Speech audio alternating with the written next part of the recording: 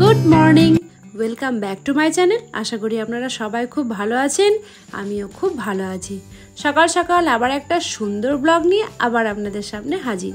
মহাদেবের দর্শন তো গতকালই করে নেমে এসেছি বালটালে। এবার বালটাল থেকে আমরা যাব শ্রীনগর। বালটাল থেকে শ্রীনগর যাওয়ার জন্য এখানে বালটালে গাড়ির ব্যবস্থা আছে, তো এখানে গিয়ে আমরা কথা বলেছিলাম, তো সেখান থেকেই আমরা গাড়ি নিয়ে এখন আমরা বেরিয়ে যাব শ্রীনগরের উদ্দেশ্যে। চলুন তাহলে, আপাতত গাড়ি রেডি, আর এখন আমাদের লাগেজগুলো ওপরে তোলা হচ্ছে, তারপর একে একে সবাই মিলে বসে চলে যাই শ্রীনগরের রাস্তায়। চলুন তাহলে।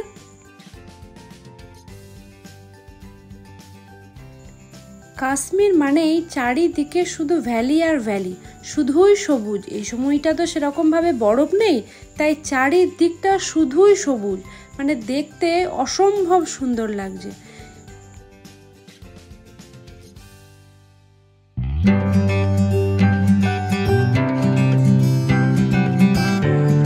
আর এই যে বালটাল আর সোনমার্গের এই মধ্যবর্তী জায়গাটায় তৈরি হচ্ছে জজিলা টানেল। মানে এই টানেলটা তৈরি হয়ে গেলে জজিলা পাস যাওয়ার যে রাস্তাটা সেটা কিন্তু অনেকটাই কমে যাবে। তার ফলে কি হবে, এই টানেলটা তৈরি হলে মানে সময়টাও অনেকটা কম লাগবে আর খুব দ্রুততার সাথে পৌঁছেও যাওয়া যাবে।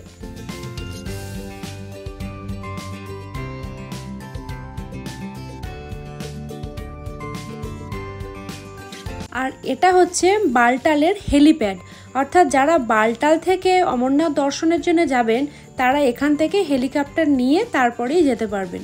এখানে কিন্তু সমস্ত রকমেরই হেলিপ্যাড আছে।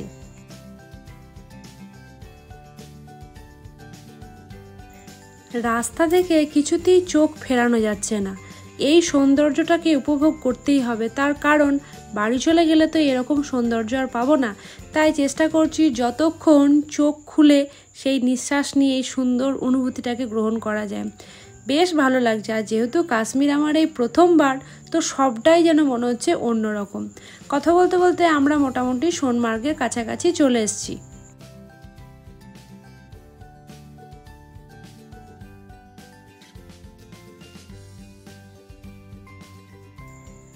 এই সময়গুলো এখনকার থেকেও বরফ যখন পড়ে তখন অনেক রকমের বরফের যে রাইডিংগুলো হয় সেগুলো বেশ ভালো লাগে।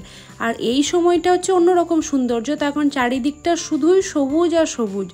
আর অনেকেই আছে যারা বরফের এক্সট্রা যে খেলাগুলো হয়, রাইডিংগুলো হয়, সেগুলো করতে ভালোবাসে। তো এই সময়টা তো সেসব কিছু নেই, তাই এখন আমরা সোনমার্গে আর নামলাম না, আমরা একবারে শ্রীনগরের দিকে রওনা দেবো। কারণ অনেক সকাল সকাল বেরোনো হয়েছে, সেরকমভাবে কোথাও টিফিনও করা হয়নি, তাই ভাবছি রাস্তার মাঝেই কোনো একটা জায়গায় দাঁড়িয়ে আগে টিফিনটা সেরে ফেলবো।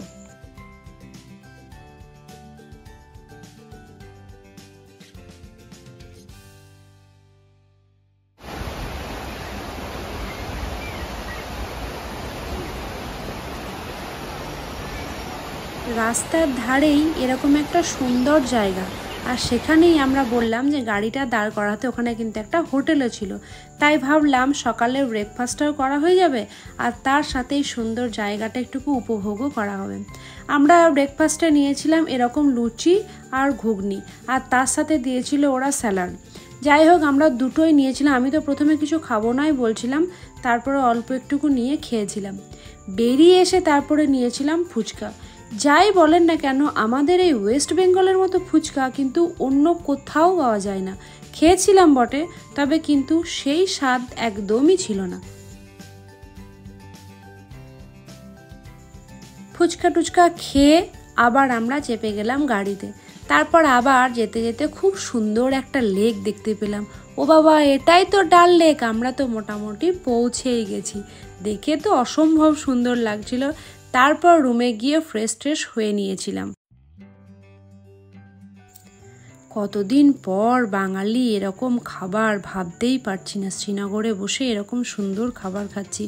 রুমে গিয়ে ফ্রেশ হয়ে তারপরে আমরা চলে এসেছিলাম এখানে একটা বাঙালি হোটেলে, যেখানে আমরা নিয়েছিলাম ভাত, আলু ভাজা, ডাল, আমি নিয়েছিলাম মাছ, আর ওরা নিয়েছিল চিকেন।